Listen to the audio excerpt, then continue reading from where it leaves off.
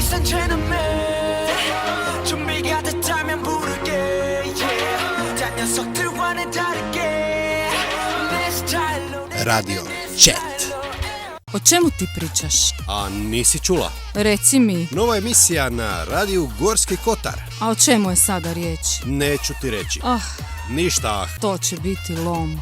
kaos, kažem ti. Svake druge subote u 10:30.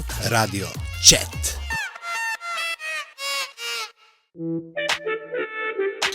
Dragi slušatelji Radija Gorski Kotar, u današnjoj emisiji Radio Četa moja gošća je Lea Ivančić-Žic. Hvala ti što si prihvatila poziv i što si našla vremena za nas. Hvala vama i veselim se ovom razgovoru. I mi isto. Evo, predstavit ću te goranskoj publici. Ja imam ispred sebe šalabahter, znači da ne fulam. Ti si diplomirana gestalt psihoterapeutkinja. Tako je. To znači da, za razliku od psihologa, ne radim samo savjetovanje, nego vodim klijente kroz proces prihvaćanja sebe, okolnosti životnih, a gestalt to znači jedan psihoterapijski pravac koji to postiže kroz odnos, ne samo kroz razgovor, ne samo kroz analizu kao klasična psihoanaliza, nego kroz jedan kreativni pristup koji koristi nekad i asocijativne karte, kreativne tehnike kao što su crtež, pokret, tako da vrlo je zapravo kreativan. Praktičarka transakcijske analize. Transakcijska analiza je također jedan od psihoterapijskih pravaca koji promatra unutarnje aspekte kao što su unutarnji roditelj, odrasli ili dijete, pojednostavljeno rečeno kako se vodimo u svojim vrijednostima, uvjerenjima i kako nas je odnos s našim roditeljima oblikovao u našim odnosima u životu. NLP master.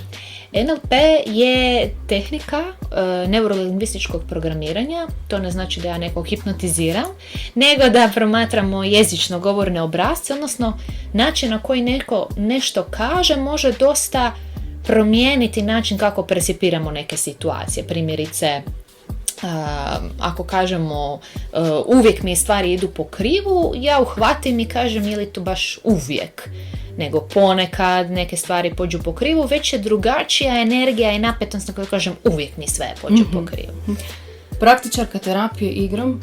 Terapija igrom, kao što samo ime govori, koristi elemente igre, dječje igre, bajki, igre u pijesku, kako bi se došlo do nekih podsvjesnih stvari o sebi, o drugima, a može se koristiti i u radu s odraslima. Dobro. Ovo ću sad krivo pročitati. MDR terapeutkinja. MDR, točno pročitano. MDR, odnosno Eye Movement Rapid Desensitization, bi bio prijevod, je tehnika vrlo učinkovita u tretiranju traume koju je otkrila jedna terapeutkinja. I zanimljivo je da je otkrila dok je procesirala neko svoje traumatično životno iskustvo, tako da je gledala lišće kako plovi po rijeci i vidjela da to za nju ima povoljan učinak. I na kraju je to nastala kao terapijska metoda koja koristi brze pokrete očiju kako bi procesirali neka teška iskustva i znanstveno je utemeljena i vrlo učinkovita kod kompleksne traume. Praktičarka logoterapije i psihosomatike, logoped. Da, ali logoterapija je, za razliku od logopedske terapije, počiva na pristupu Viktora Frankla. Za vas koji ne znate, Viktor Frankl je proživio holokaust i nakon tog iskustva, budući on Deutsch bio prije tog iskustva psihijatar, liječnik, opisao je svoje iskustvo i tako je nastao cijeli jedan psihoterapijski pravac koji se bavi smislom. Tako da ako osjećate da vam manjka osjećaja smisla u vašem životu, logoterapija je pravac za to, a psihosomatika se bavi učincima životnih situacija na tijelo, odnosno kako primjerice možemo neke probleme sa štitnjačom, probavom, artritisom povezati sa konkretnim životnim izazovima. Znači, psihosomatika proučava zakonitost jer nije slučajno i nije neobično da neka osoba baš razvije artritis, a druga ne u istim stresnim situacijama. I logoped. I logoped, ono što je deficitarno, svi trebaju, ali već neko vrijeme ne radim neposredno logopedsku terapiju s djecom, uglavnom sam se 99% prebacila u psihoterapijski rad, a ovaj logopedski aspekt je prožet kroz specifičnu nišu, a to je rad sa neurodivergentnom odraslom populacijom. To ću te pitati. Radiš znači kroz svoj obrt, ujedno si i autorica knjige Zašto smo te evo i pozvali da nam se predstaviš. Stani, diši, pusti, pleši, kako preživjeti neurorazličitost.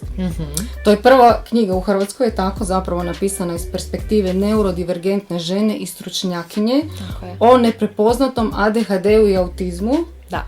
Do odrasle dobi. Tako. Evo, prvo pitanje, nulto pitanje, molim te znači da objasniš šta je to neurodivergentnost. Ok, neurodivergentnost je pojam koji se koristi kako bi opisao različito poimanje i doživljavanje svijeta oko sebe.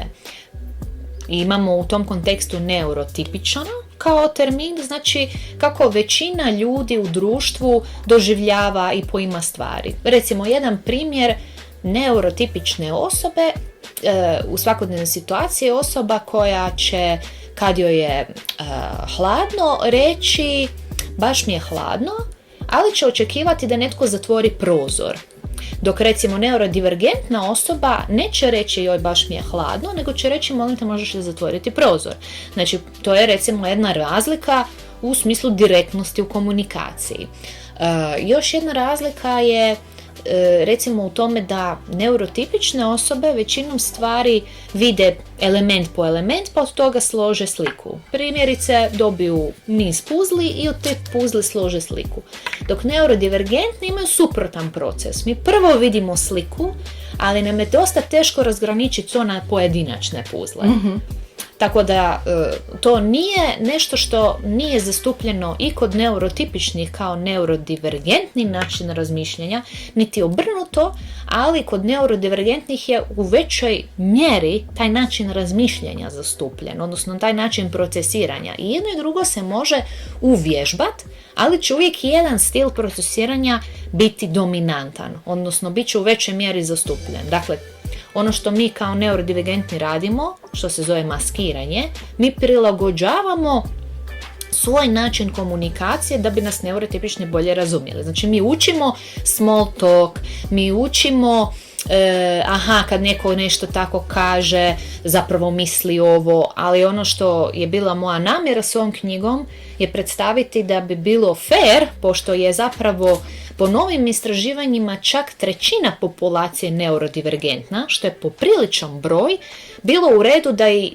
neurotipični nauče naš način komunikacije. Kako se razumjeti. Tako je. Evo, još ću dodati da si ti osoba znači, koja ne samo da razumije izazove poput ADHD-a i autizma, perfekcionizma, osjećaja neadekvatnosti, sama si ih doživjela, ko što si rekla, dijagnozu si potvrdila tek u odrasloj dobi, je tako, ja sam u pravu. Znači, a osim profesionalnog rada, uživaš u malim i velikim radostima života, znači od knjiga, filmova, umjetnosti, stand-up, ovo mi je zanimljivo. Da. Mi je zanimljivo. Šetnja sa psom, evo Frodo je tu, voliš koncerte, putovanja, nova iskustva i gejmerica si, kad stigneš? To je ono što je obilježje ADHD-ovke, odnosno neurodivergentnog mozga.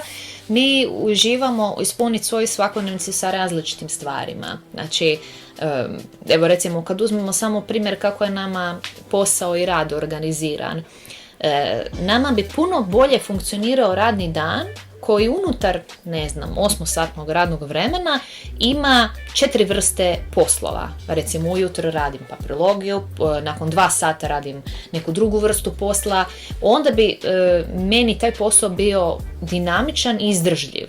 Možda nekoj neurotipičnoj osobi bi taj posao bio kaotičan. Kao kako ja sad mogu unutar 8 sati raditi 4 različite stvari. Razumijem. Dok je nama to zapravo poželjno.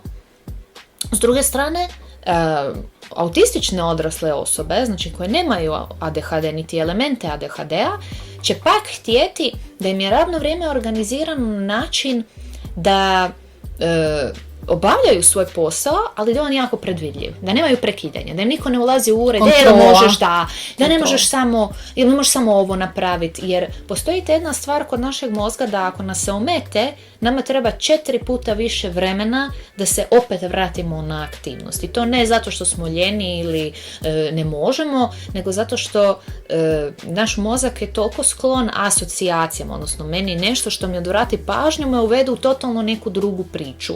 Primjerice, ja sad pogledam svoje sunčane naočale na stolu, one mene mogu odvesti na vrijeme kad sam ja kupila te sunčane naočale sa prodavačicom s kojom sam razgovarala i to se sve dogodi u 10 sekundi, ali ja više nisam uopće u kontaktu s onim, odnosno sa tokom misli koje sam imala i to drugim ljudima može doimati se kao da sam neozbiljna, neprofesionalna.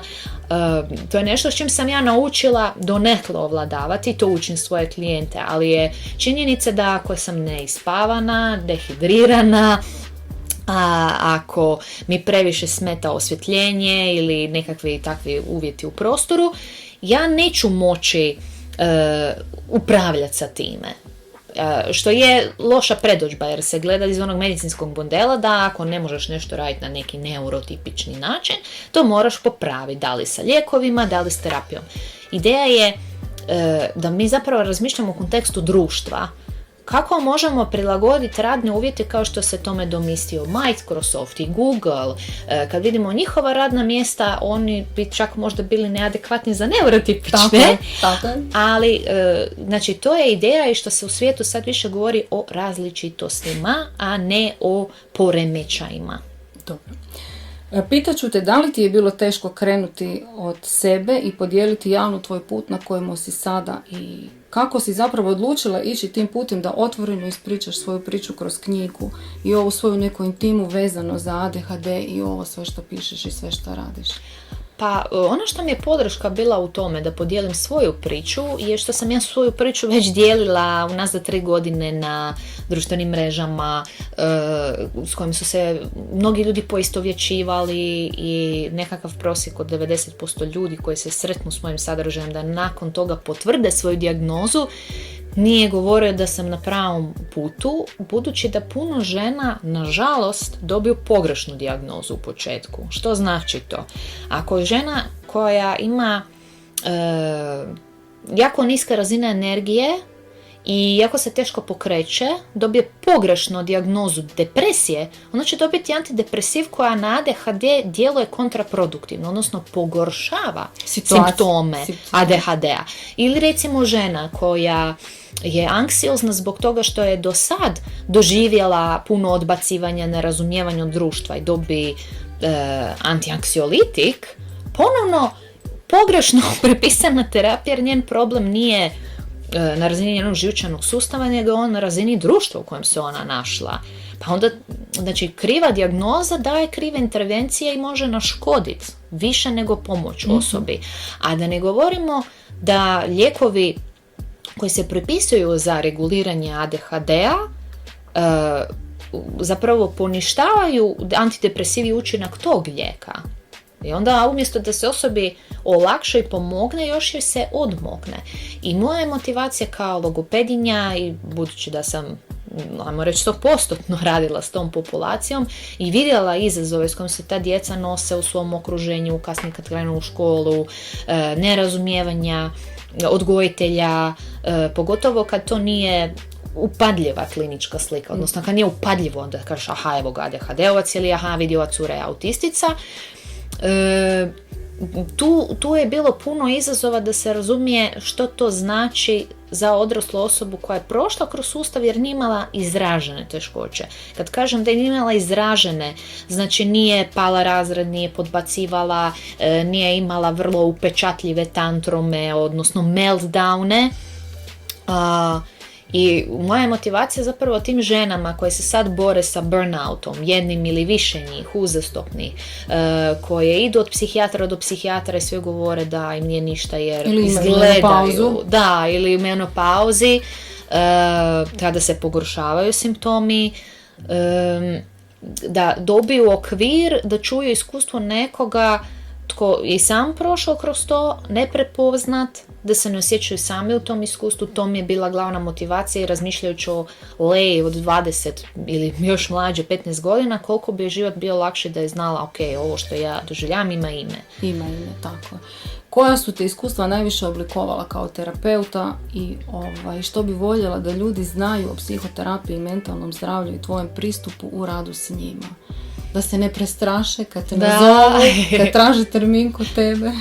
Da, ono što je mene najviše oblikovala kao psihoterapeuta su bili i moji psihoterapeuti, njihov pristup, i ruku na srce, bilo je dosta izazovno u početku naći nekog s kojim sam se mogla povezati, zato što većina terapeuta, nažalost, starog kova učilo da trebaju biti onako blank face, odnosno ne pokazivati emocije, biti vrlo racionalni, vrlo objektivni, međutim to onda nije ljudski odnos. Interakcija. Nije ljudska interakcija. Tako. I terapeuti s kojima sam se ja tek uspjela povezati su bili oni koji su pokazali svoju razinu ljudskosti, koji se nisu libili reći znaš, ja sam proživjela nešto slično, ili neko moje obitelj je proživio nešto slično, ili uopće ove ljudske stvari, tipa ja u slobodno vrijeme sa svojim psom, svojim mačkom, znači nekako me bila namjera i kroz svoj psihoterapijski pristup vratiti tu ljudsku notu. Znači da osoba preko puta mene ima neki dojam o tome tko ja jesam i privatno. Naravno ne dijeliti što je u etici struke, ali puno ćemo se lakše, bar tako vjerujem, povezati s nekim tko dijeli neke slične uvjerenja, vrijednosti kao i mi. Ili da bar vjerujemo da je dovoljno otvoreno da može. Ako čujete nekakvo škripanje, to je moj pas koji hrče. Koji su najčešći izazovi s kojima ti dolaze klijenti, evo? Najčešći izazovi su prokrastinacija, odnosno odlaganje stvari. Onda majke koje imaju dijete koje je potvrdilo dijagnozu i sad sumnjaju na svoju dijagnozu, žene koje razmišljaju o otkazu i pokretanju svog vlastitog posla, evo. Da znamo ukratko. Da. Je li ti se dogodilo da ljudi dođu na prvi sastanak i više se ne pojave? Je, međutim, najčešće tu riječ... ili? Ne, najčešće je riječ o poremećajima ličnosti. Aha. Kao što je recimo granični, odnosno bipolarni, kada ih se suoči sa manjkom odgovornosti koju imaju za sebe i svoj život, i kad im se skrene pažnja da i oni trebaju nešto poduzeti po tom pitanju i da nisu samo žrtve, onda najčešće odu, a ja sam taj tip terapeuta koji baš ne milki. Gospođo. Da. Koje su najveće zablude o ADHD-u koje bi ti voljela razbiti, a čujemo ih svaki dan? Trešnje nogu, ruku. Kod žena je vrlo često ta hiperaktivnost internalizirana, odnosno hiperaktivne su misli, unutarnji procesi, probava je znači sve ono što bi inače vidjeli kod muškaraca možda na vani, što je normalizirano ponašanje, da je muškarac malo glasniji, življe, on je duša zabave, ali žena takva je neurotična, u narodu što bi se reklo. ADHD nije ljenost. Znači, kad netko nešto propusti, zaboravi napraviti, to nije neodgovornost, nego je to manjak izvršnih funkcija, odnosno te molekule dopamina, koja omogućuje da se mi prisjetimo od stvari, da se mi bolje organiziramo. Dakle, to je najveća zabluda. Nije neorganiziranost, nije ljenost, nije neozbiljnost i ne znam što bi još rekla sada. Kada si krenula ovim putem, evo, pročitala sam o tebi da si krenula iz jedne male sobice. Da. Je tako? Da. To ti je bila komfortna zona. I ne znam, mislim da je bilo neki intervju ili nešto, nahvalila si tu sobicu, pa evo, ako imaš da kažeš nešto, to mi se dopalo, evo, to ću reći. To je bila sobica, zapravo radna soba mog djeda. I tako sam krenula, znači, na radnom stolu koji se prebacio iz moje sobe iz osnovne škole, znači na takvom stolu sam radila. I ona je imala tirkizne zidove, otvorene na displeju igračke, ja nikad nisam nosila kutu. Znači, uvijek od početka sam htjela da djeca imaju feel kao da su došla u dnevnu sobu. Da se osjećaju ugodno. Tako je. I imali su stolice sa kotačićima, one koje se podižu, spuštaju i to mi je bio glavni show. Tako da od početka sam gledala u svom radu da se osjeća prije svega cozy, udobno, a ne da smo na nekom ispitu. Da, osjećam s tim. Došla bi ja na stolicu sa kotačićima. Znači, vidjela sam kad si krenula, da si krenula s ovim objavama na Instagramu, poprilično, vidim da te ljudi prate. Jel dobivaš feedbackove od tih objava, jel ti se ljudi javljaju nakon toga? Javljaju. Znači, to ti je jedini kanal ili imaš još neki? Nije, imam kanal na YouTube-u, to je duži format u obliku podcast epizoda, gdje najčešće ugošćujem druge stručnjake, te pričamo o poremećajima spavanjima, poremećaj prehrane, kako organizirati ormar, kako organizirati prostor. Znači, budu dosta, možete baciti oko na moj YouTube kanal. Bacit ćemo oko. I pišem objave na blogu za one koje više vole čitati na svojoj web stranici. Jel postoji neka objava koja je bila, koja ti je baš napravila onaj boom?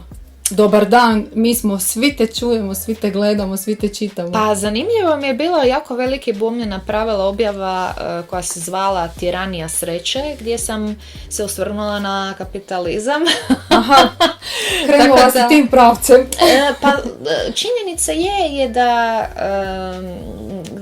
taj ustroj društva i tempa ne odgovara neurodivergentnima. Bez obzira što ADHD-ovci vole dinamiku, ali ne vole zapravo tu hektičnost, brzinu i naglasak na postizanju stvari. Nama je veći životni fokus kad se oslobodimo vanjskih očekivanja na dubini iskustva, odnosno koliko jesmo prisutni. Pa makar to bilo, evo, napraviti dekicu i biti na travici da ti priđe mačka, nama je uvijek fokus na dubini i bogatstvu iskustva, a ne na materijalnom bogatstvu. Da, definitivno. I sad ćemo pričati o tvojoj knjizi. Evo, možeš li je predstaviti, o čemu govori, kome je namijenjena, inspiracija za knjigu, što te je potaknulo da napišeš knjigu, gdje knjigu možemo naći? Koja je ključna poruka? Evo, možeš krenuti pomalo. Da, inspiracija za knjigu je bila jedna strana autorica koja se zove Chloe Hayden i za vas koji gledate Netflix, ona je jedna od glavnih likova u seriji Heartbreak High. I ona tamo zapravo i predstavlja autističnu tinejdžericu koja je dio LGBTQ plus populacije i njene doživljaje, odbacivanje od društva. I napisala je knjigu o svom iskustvu i općenito o autizmu kod odraslih. I pomislila sam kako na našim prostorima ne postoji knjiga napisana iz ženske perspektive. Uglavnom su to stručna literatura usmjerena stručnjacima, roditeljima djece, znači predškolske dobi, i nigdje nije bilo nijedne priče iz perspektive odraslih. I tu mi je bila želja tu priču donijeti na Balkan, ali kako drugačije nego i svoje osobne priče. Iz iskustva. Iz iskustva. Naslov je nastao prije knjige, jer ja volim mnemotehnike. Znači, volim upamćivati stvari kroz neke asocijacije i ujedno je Stani, diši, pusti bio hodogram 3 faze psihoterapije i rada na sebi. I taj zadnji korak pleši došao je nakon jednog pred-burnout stanja, gdje sam uvidjela da nakon svih tih procesa koje radimo, da analiziramo svoje misli, svoj dan, svoje prioritete, svoje vrijednosti, da se reguliramo kroz disanje, pokret i da pustimo očekivanja koje imamo od sebe, perfekcionistička i od drugih, da opet vratimo radost u svoj život. I tu je došla onda ova zadnja riječ pleši, a podnaslov je onako duhovit jer svi nekako krenemo u priču neurodivergentnosti, odnosno upoznavanje svoje neurodivergentnosti, da je preživimo, ali je ideja da ju prigrlimo i da ju živimo, jer nju se ne možemo riješiti. Nikako. Nikako Tako je. nema načina. Nikako. Kako je izgledao proces pisanja? Je li ti bio izazovan ili oslobađajući? Pa bio je izazovan, Dugačak. bio je izazovan jer nama ADHD-ovcima je izazov ostati u jednoj stvari kad postane predvidljiva.